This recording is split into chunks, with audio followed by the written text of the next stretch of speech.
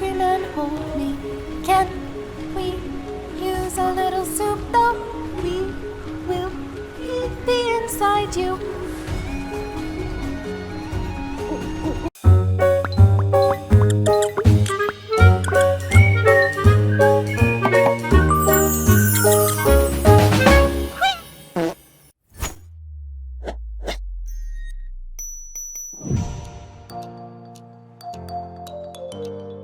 Hello once again, my chickadees. Game & Chick is back once again with another review. Before we get started, I'd like to give a big shout out to Square-Enix for providing me with a review copy of the game to make this review possible. Thank you very much. So now with that having been said, time to start the journey.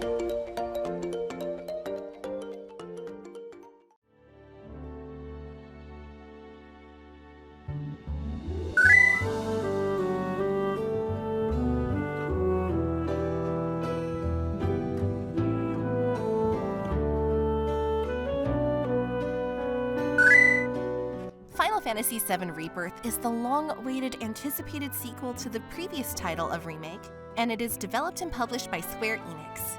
With the realization that this game is finally exploring venues and characters from the original game that weren't present in Remake, fans have been anxiously waiting to see if it's done with the proper respect and care. So does the title live up to the original title's charm, or did they trip at the finish line? Only one way to find out, so let's go! Story.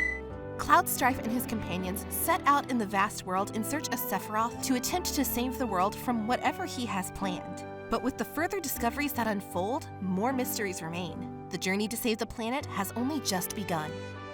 Gameplay. It has been a very long 4 years since Remake's release in 2020.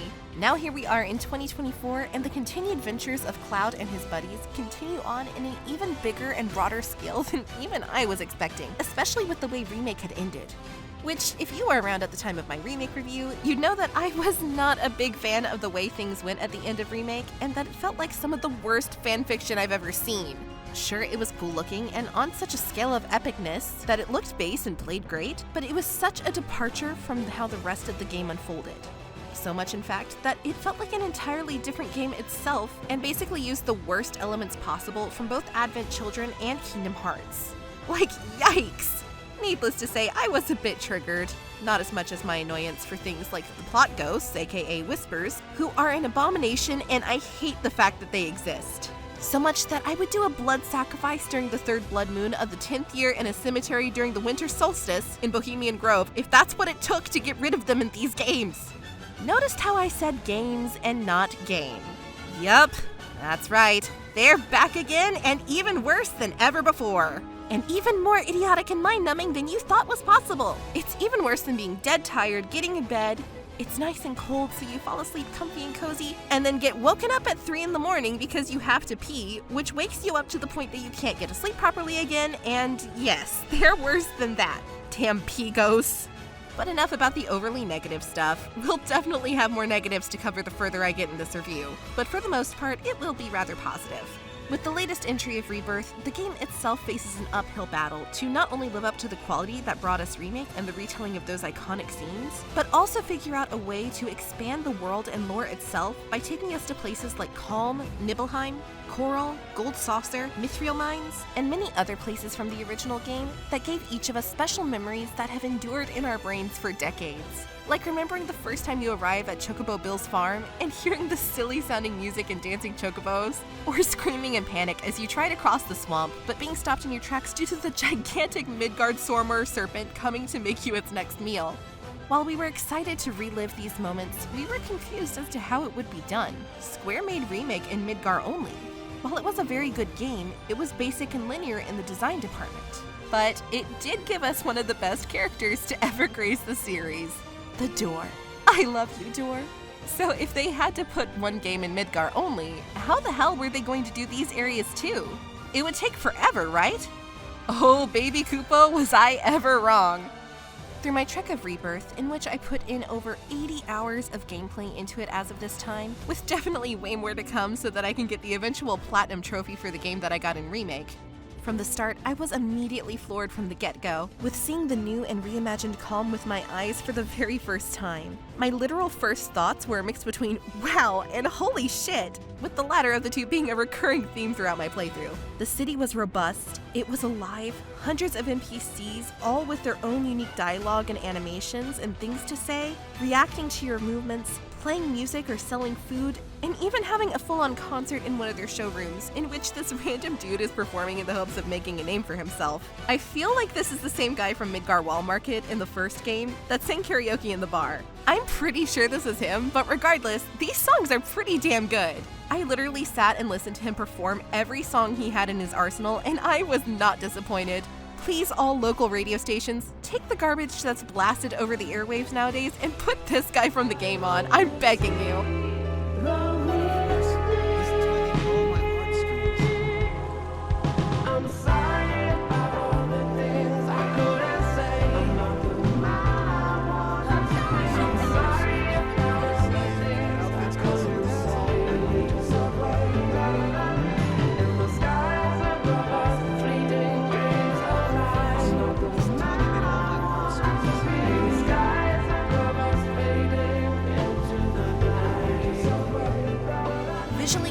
Was just an absolute spectacle, and every detail down to the walls, roofs, aesthetics were just simply fantastic. It was at this moment doing side quests for characters like climbing tower with Aerith, building bonds with Tifa and Red to prep for my eventual gold saucer date, because you know I gotta get my date with Tifa, right? There's no question. But it was that moment, as wowed as I had been, I realized that I still hadn't left the town yet, and I again was not prepared for what I was about to experience. A fully traversable, open world with seamless travel.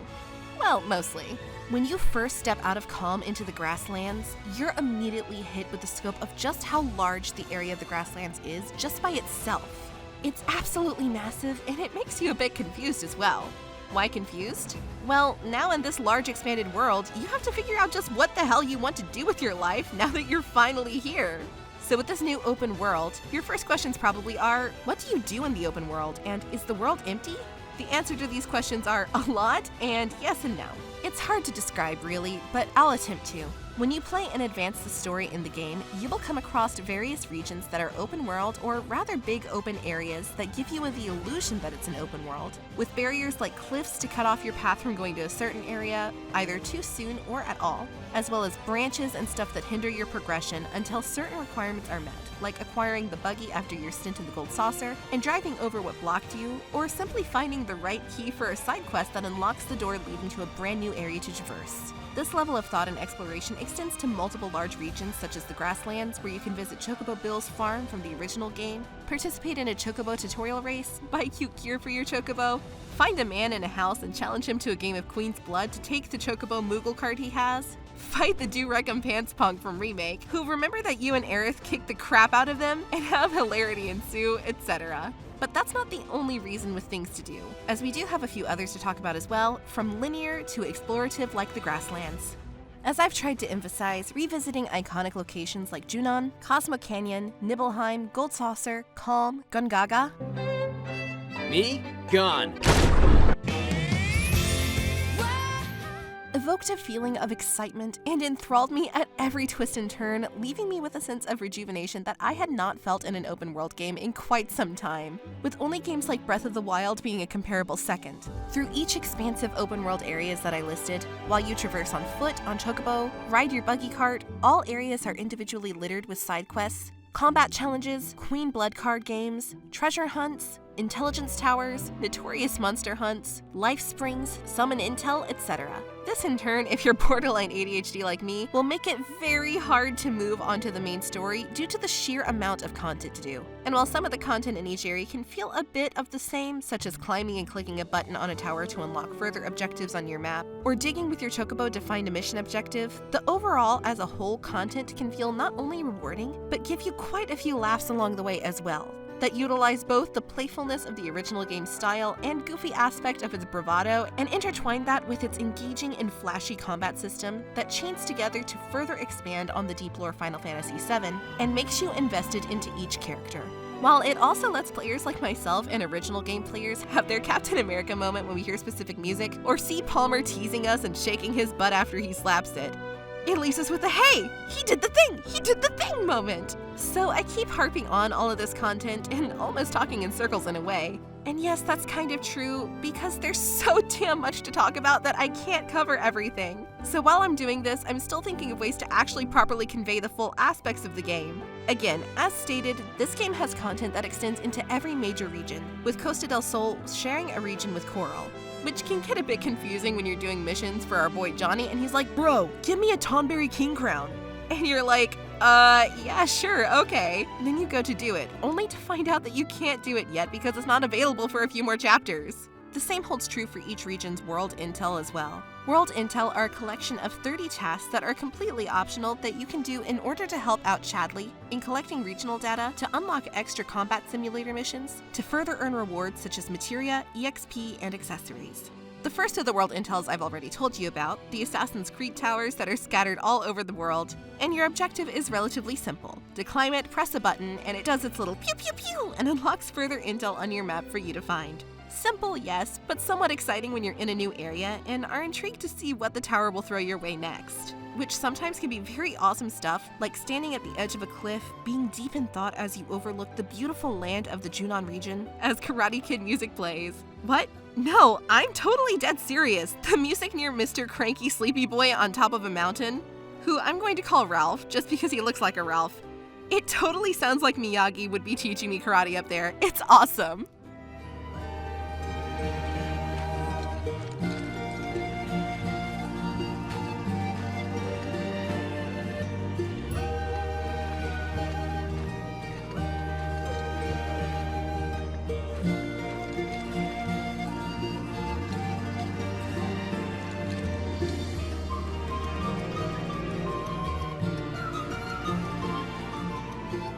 Karate Kid awesomeness aside, this still leaves you with a gangbuster of content. So we might as well start from the top, then work our way into combat, then further details on the story, then my personal dislikes, and then I'll let you leave. Well, maybe. Further expanding on the world intel, you have life springs that you find, which are small natural Mako crystals that you can extract data from in order to learn about each region's lore, such as the war between the Republic of Junon and Midgar, which when exploring the Junon region, you can still see the effects and remnants of that war. Monster intel that allows you to enter a specific location of the map to fight a notorious monster that is way stronger than a normal enemy, with an even greater challenge so that you can try to earn rare item drops off of them. These damn things kicked my ass, no lie, especially my tango against the Tonberry King. It made me feel like that Team Fortress 2 meme. I fear no man, but that thing, it scares me. Why do Tonberries have to be so dang freaking cute, but at the same time possess so much murderous intent with their stabby stabs? Is the world just that unjust? After following the crazy owls, who wouldn't stop calling me on the phone as I was playing Fatal Frame, as they lead you to life springs, kill all the notorious monster missions, then you are invited to even more Gaia world lore as you participate in divine intel that has you find layers of summons like Titan, Phoenix, or even Alexander, and participate in a muscle memory game in order to extract data from it that allows you to debuff the summon in your fight with them via combat simulator with Chadley. And when all three are collected, the acquired divine intel will make your summon materia even stronger than normal, which is awesome. Next up in the content related to the overworld are Moogle intels. These are both fun and a disappointment to me, much like my first date. The reason why I say disappointment is because in the original game, Mog House was a minigame at the Gold Saucer, where you feed a fat little Mog his treats so that he can get a girlfriend, and it was cute as heck. But here in Rebirth, it's a literal and physical Mog House out in the world that actually exists, which is both really cool and very weird. The objective of these houses is to help the nightmare-inducing Mog of the house get all the Mogs back to work so that they can open up their store for you so that you can purchase things with your acquired Mog medals. To achieve this goal of helping this nightmare fuel of a face Mog, you must chase down each friend and make them escape into a pen before the allotted time runs out, while they throw bombs at you, launch energy attacks, or make you slip on a banana peel. Get back here, you freaking jerk! Don't make me eat you! As I was saying, it's both fun and a disappointment for me. But I can appreciate the expansion of the concept, so I can't be too mad at it. You know who I can be mad at, though? Kate Sith. Soft. Overrated. Pretty boy. A bitch. He gets to sit on Tifa's lap. Jealousy levels rising, that piece of crap. It should have been me, not him. It's not fair. Finally, we have my favorite piece of side content in the game, the Proto Relics. These are a series of quests that change every region, and I feel like they're the most fleshed out and imaginative of the world intel. For example, in the Grassland region, as mentioned before, you chase around the punks from Remake to different locations, beat them up, drop crates on their heads, and make them play dead in fear, which is pretty dang funny. I love these silly guys. However, as you head over into the Junon region, these proto-relic missions change again, but this time transforming you into block polygon models from the original Final Fantasy VII, and you're tasked with playing a game of Fort Condor, which was first introduced in Final Fantasy VII Intermission UV DLC. And then my last example for now, as I don't want to give up everything, takes place in the region of Coral, where you must locate reactors with a magical Coctuar statue to find hidden bases where you must strike a deal with Dabi, a goblin, in order to get the proto-relic from his possession. Weird, right? Yes, but very on brand for Final Fantasy VII. Doing all these in every compatible region will give you more insight and glimpses of another foe, Gilgamesh, who is just itching for your challenge. While you're exploring your head off, you will also have to retune your skills into getting reacquainted with the game's battle system, should you have played Remake or Intermission.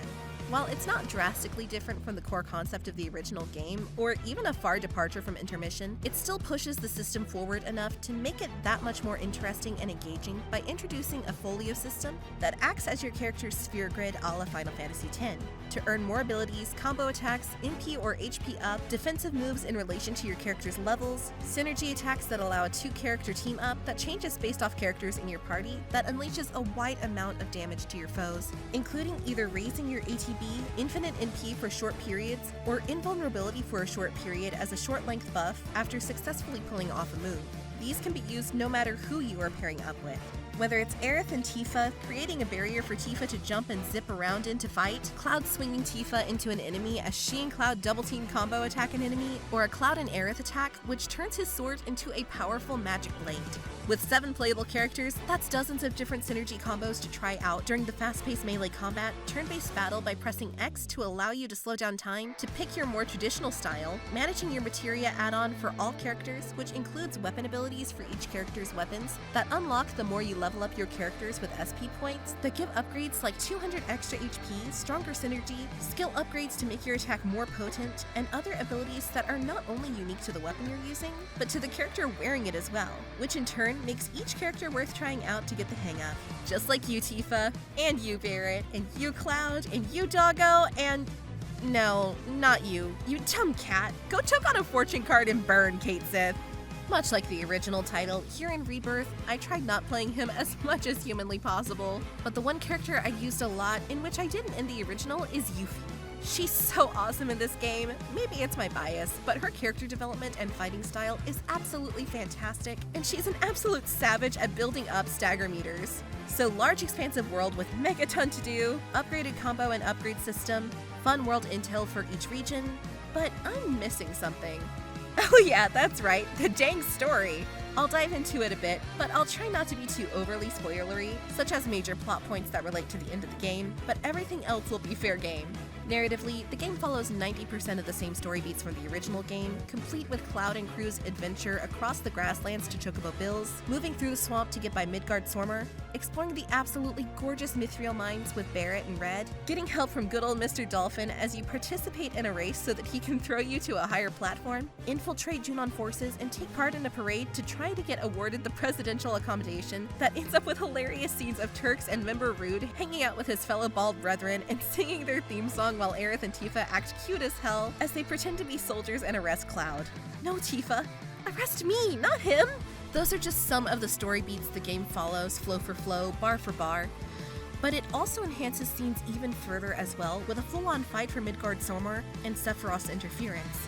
New Shinra troop invasion scene during Calm to further up the action that the original never had, expanded story of the tragedy of Barrett and his friend dying that is a culmination of events that transpired 5 years prior when their hometown was burnt down by Shinra, which is extremely emotional. Bigger role for Costa del Sol, other than just a resort to kick a ball at Red or watch Hojo relax, and instead allows you to play dress up at the beach as you explore on your Segway, have a gigantic battle on the beach, and stare respectfully at Tifa as she just magically gets put in the tiniest bikini possible. I am definitely not sure how that happened. Extra stuff. What? We're still going? I know, but we're on the last two topics, I swear. It's just that you have no idea just how damn massive this game is. And you also have to realize that I've only talked about a tiny percentage of it so far. Besides everything that I've listed, there's still a fair share of things to do or discover that should you seek out to do so, or just want to do it because you feel like it.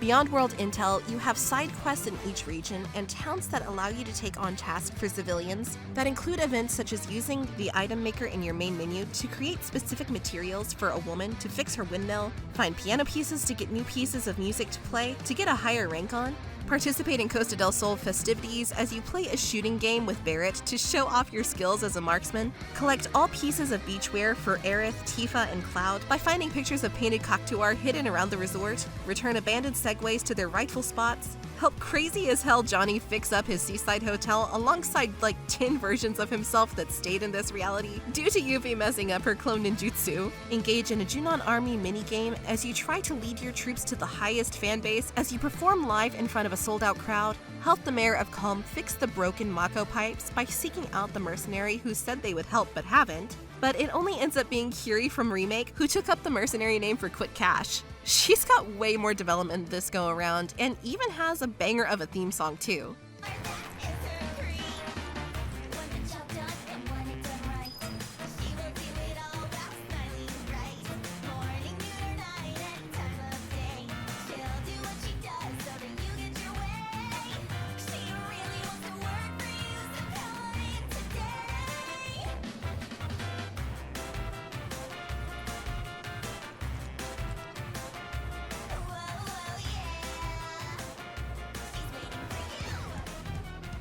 Then of course you have the Gold Saucer. I mean, what list would be complete without that? In this title, you will go to Gold Saucer multiple times, both story-wise and basically whenever you damn well want to, and just like the original Final Fantasy VII, there's a multitude of mini-games to play, some familiar to you with some twists, and then some brand spanking new. For example, you have minigames like G-Bike where you ride your motorcycle and slice and dice as many soldiers as possible to get the highest score, which I ended up doing. Then you also have Brawlers, the silly polygon fighter from the original, but this time it's in 3D and lets you dodge and throw punches, including using a limit break. Chocobo races to participate in, the Space Rail gun game, which is now turned into a Star Fox clone minigame, complete with barrel rolls and everything, which is awesome, before finally capping it off with the moment I've been waiting for to happen in high definition, the Gold Saucer date. I built everything up for this sole purpose. Being an ass to most characters, mainly Aerith so I can keep my bond level higher with Tifa, which like in the original game is the requirement to earn a date with your character of choice. But I wasn't prepared for what I was witnessing. If you've played Remake, then you know they teased a kiss multiple times between Cloud and Tifa, and it's like, oh my god, just do it already! So the anticipation was super high as they went on the Skywheel for their date, and let me just say, I was not expecting what happened at all. Tifa, take his hand! Come on, take it! Oh my god, it's finally happening. Wait, a freaking hug? Square, you can't play with my emotions like this. I'm invested! Come on! Kiss! Kiss! Dang it! Dislikes. Uh-oh, the dreaded dislike section has arrived, and contrary to what you've seen and heard so far, this game is far from perfect. There are several gripes for me that range from small to outright triggering when taking off my fangirl glasses and looking at the game itself from an objective standpoint. My first gripe is the existence of Cait Sith. Okay, no, I'm just joking, he's not that bad in this game. But you know what is? Queen's Blood. Look, I agree, the game is fun and even addicting, but from the very first starting moments in Calm, it's literally shoved down your throat. What starts off as a do-it-at-your-leisure type of activity starts becoming a mandatory thing after what feels like every chapter. For example, when on the cruise ship heading to Costa del Sol, you must participate in 5 rounds of Queen's Blood versus other passengers to even advance story. Want me to go easy? Want me to go easy? Alright. Your funeral, though. I was already burnt on the card game at that point, so I played around, then proceeded to forfeit the tournament to advance the story. Smart, right? I thought so. But then to finish the arc of the story, you have to play one more round as a mandatory story entry to advance. So skip or play, you have to participate. Annoyances aside, you finally make it to Costa del Sol, you finally get away from Queen's Blood, only to again have to participate in Queen's Blood in order to advance the story in a mandatory story mission. Okay, Square, I get it, you're proud of Queen's Blood, but please calm your butts down. Then, no more than a chapter or so later, as you gather food for your silly chocobo friend Pico in order to enter him into a chocobo race, you must play Queen's Blood to win him food so that he can recover from fatigue. Oh my god! Tonberry friends, kill me now. Moving on from Queen's Blood horror, my next gripe is a bit smaller and it relates to Sid. I really don't like how much his character has changed since the original game. He's not as rash or jerk or foul in this iteration of him, which was key to his character development as he changed from rough exterior type of person to more caring and understanding by the time the credits roll. But here, he's more like how he already was in Advent Children, more polite and understanding, and he's the only character I did not like with their upgrades. Yes, even Kate Sith is better. I never thought I'd see the day. My final gripe has to do with the damn plot ghosts, the Whispers. I hate the Whispers. If you thought they were dumb in Remake, prepare to hate them even more now in Rebirth because now there are two versions of them. Black Whispers are the ones that Sephiroth controls now, and then there are now White Whispers who are on Aerith's side, or rather the planet's side. Just what? I won't get into them too much as they partake in the ending of the game, and that's a huge spoiler, but they ruin and taint so much just like Remake. They're everything I hate from the new changes to this soon-to-be trilogy. Overall, at the end of the day, Final Fantasy VII Rebirth ends up an extremely fun, engaging love letter to the franchise. Yes, it has its issues with over-reliance on Queen's Blood, questionable character changes, head-scratching elements in relation to Zack and those stupid-as-hell Whispers, but with the journey of Cloud and his crew's constant emotional venture into new territories that strengthen the bonds of each character as the game progresses, that are interwoven with combat scenarios that offer variations to explore, like taking minecarts down Coral Mountain, using a new grapple hook feature as Yuffie to swing your way across sections of the map that only she as a ninja can do, synergy abilities that enhance the gameplay in innovative ways, like splitting the ATB bars and improving enemy stagger, driving around in the buggy in the desert and listening to character banter, engaging in quick combat system that keeps you on the edge of your seat, over-the-top silly scenes like Yuffie's attitude being infectious and showing off her kid side more, dance scenes in the Gold Saucer, and the battle with Dio offering creativity and laughs, etc., etc. Hell, I didn't even get into Bugenhagen and the amazing emotionally charged Cosmo Canyon talk, visit to Gongaga, stage play at Gold Saucer, Temple of the Ancients, Black Materia, plot twist with Sephiroth, Barrett looking like this big marshmallow in a sailor outfit, etc., etc. Like I said, there's so much content in this game that it's impossible to convey in one review alone. So to wrap this up, there's two verdicts I need to give. One from the perspective of bias and a longtime fan of Final Fantasy VII since it's my favorite game of all time, and then one from the viewpoint without rose-tinted glasses. The fangirl and FF7 fan of me absolutely adored this game from start to finish. Everything was damn near perfect in every aspect, from gameplay, environments, gorgeous music and visuals, side quests being fun and never feeling like a chore. It's easily one of my favorite games I've played in years and my personal game of the year in this early going. Now taking those glasses off, Rebirth still does remain a damn good game. But looking at it objectively, you can see it's rough around the edges in certain areas, like Junon where a glitch causes a bloom of sunlight that blinds you to the point of annoyance. Story can get all over the place with new elements added to the game, and not make much sense towards the end of the game. With all new folio and combat changes, even on dynamic mode, which scales enemies to your current level, they still manage to die rather quickly. Too much reliance on Queen's Blood to the point that it can go from fun to obnoxious. Lazy environments like the basement of Shinra Mansion looking no different than your average cave in Remake, rather than what you'd expect under a mansion home, etc., etc. Rebirth to me, glasses on or not, is definitely a game that has flaws. Is it a masterpiece? No, but it's the closest I've leaned into saying one was. However, it loses out on that title for me due to the game's ending and how it takes place, much like my critique of Remake's ending. However, regardless of the game's flaws, I feel the positives far outweigh them by tenfold. And whether you're a longtime fan like myself or new to the series, there's enough content for every player to be engaged with for 80 hours or longer. So with all that having been said, my verdict is clear.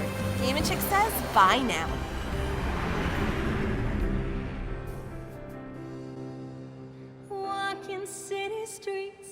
worn cobblestones, listening to people rushing past to rhythms all their own.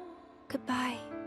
Life passing me by, not thinking how the years have flown until I met you. I won't say that it was fate. I won't say that it was destiny. But if not, what could it be that drew you towards me? Could it be chance? Till the day that we meet again, where or when, I wish I could say, but believe, know that you'll find me, promises to keep, we won't ever need.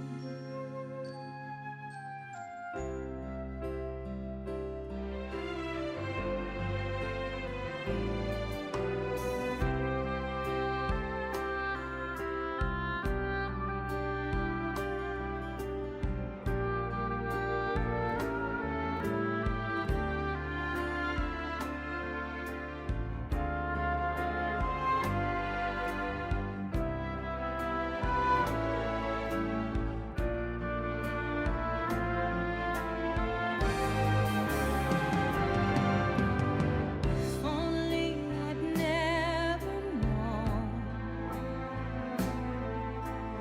all the burdens I was born to bear. Lived a life without a care in the world save for you, but that won't do. Till the day that we meet again on our street,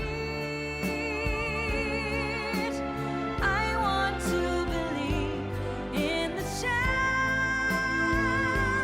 that we'll share a glance, promises to keep, we won't ever need. Till the day that we meet again at our place, just let me believe in the chance that you'll come, take my hand, and never let me go. Take my hand and believe we can be together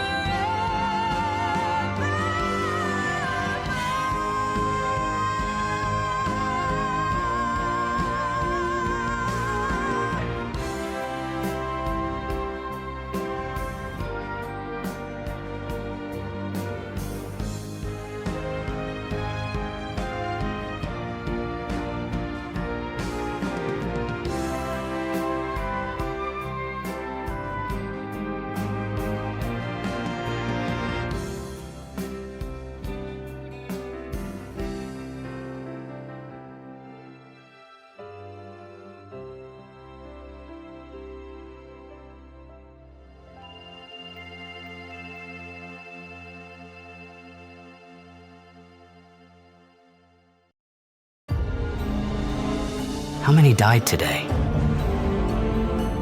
People die, and Aerith dances. When will she stop dancing? When will it stop? Aerith won't stop dancing. Not until Sephiroth is gone. Those were my thoughts then, I think.